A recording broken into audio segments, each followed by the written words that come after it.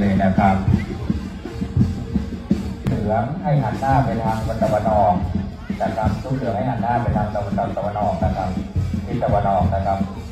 กันนะครับให้เป็นโดยเดียวได้เลย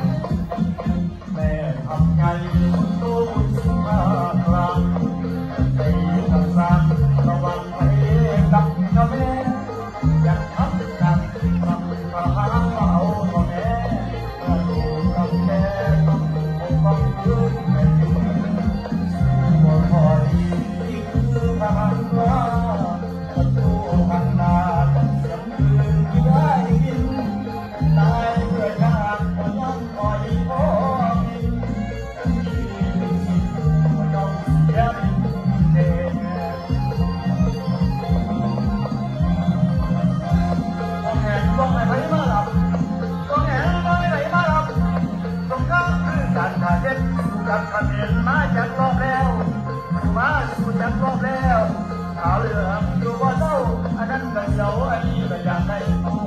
ไปไม่มีสัจจะผมเองผมมาอาจจะเสือบ่ได้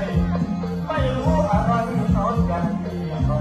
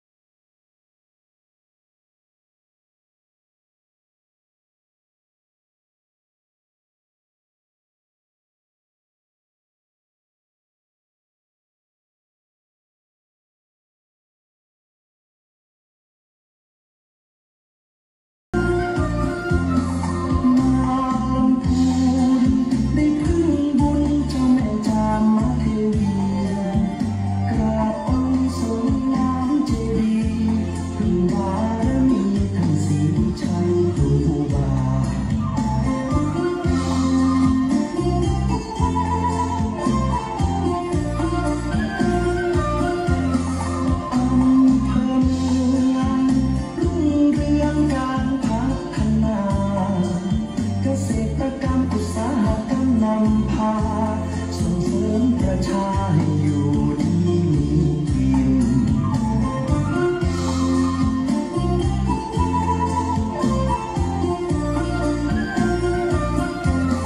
ชมป่าสางชะเง้อคลางนวลนางโสพินทอผ้าเมืองรุ่งเรืองอาชินตราบฟ้าดินไม่ลืมป่าสาง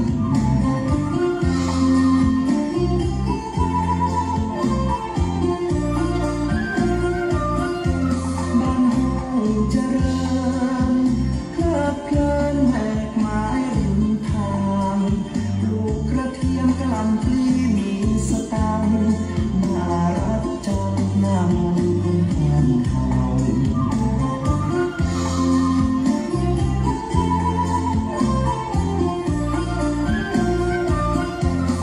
เมืองถิ่นนี้เขียวขจีท้องนาป่าเขาล่องแก่งก้อยหยอกล้อสองเรา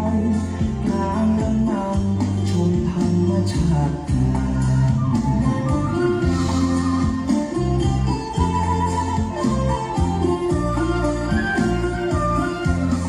ทุ่งหัวช้างชวนน้องนางไหว้พระธาตุดอยกวางคำเมืองคนดีมีศีลธรรมจิตใจงดงามพี่น้องหลายร้อย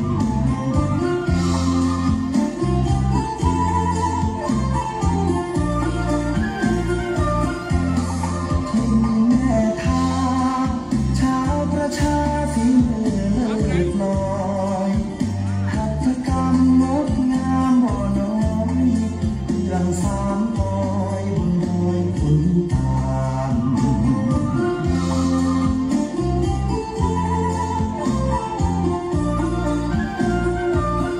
บ้านที่เมืองทอง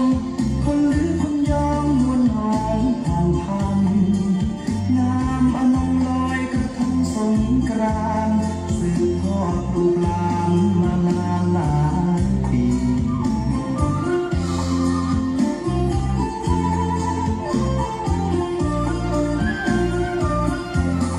ไปบ้านเรียงได้ร่วมเรียงเที่ยวงานประเพณีร่วมขบวนแห่ไม้กำสดีน้องคนใจดีเขามีเมตตา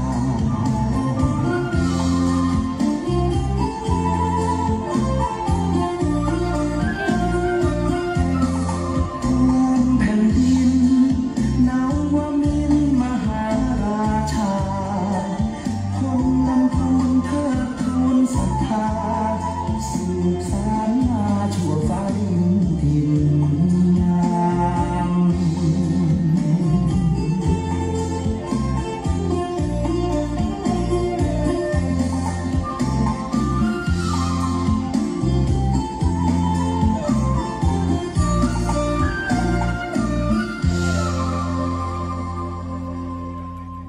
ศรัทธาสาธุชนนะครับที่เดินทางมาจากต่างจังหวัดและก็ต่างอำเภอ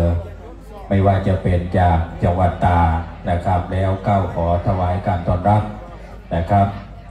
พระเดชพระคุณหลวงพ่อประเทศรัตนานายกหลวงพ่อเจ้าคณะจังหวัดลำพูนอธิบดีสงฆ์จังหวัดลำพูนหลวงพ่อผู้มีเมตตาพระเดชพระคุณหลวงพ่อได้เดินทางมาถึงนะครับขอถวายการต้อนรับด้วยความเคารพครับศรัทธาสาธุชนประนมมือเนอพระเดชพระคุณหลวงพ่อได้เดินทางมาถึงนะครับหลวงพ่อผู้มีเมตตากับคณะสงฆ์จังหวัดลำพูนมาโดยตลอดนะครับไม่ว่าจะเป็นพี่น้องที่เดินทางมาจากต่างจังหวัดจะคุ้นเคยกับพระเดชพระคุณหลวงพ่อนะครับในโครงการศีลห้านะครับ